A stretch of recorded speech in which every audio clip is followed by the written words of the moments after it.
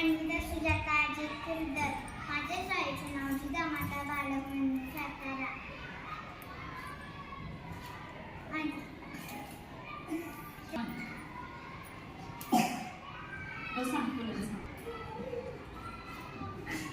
अक्षर शिकवून आम्हाला त्या शब्दाचा अर्थ सांगितला.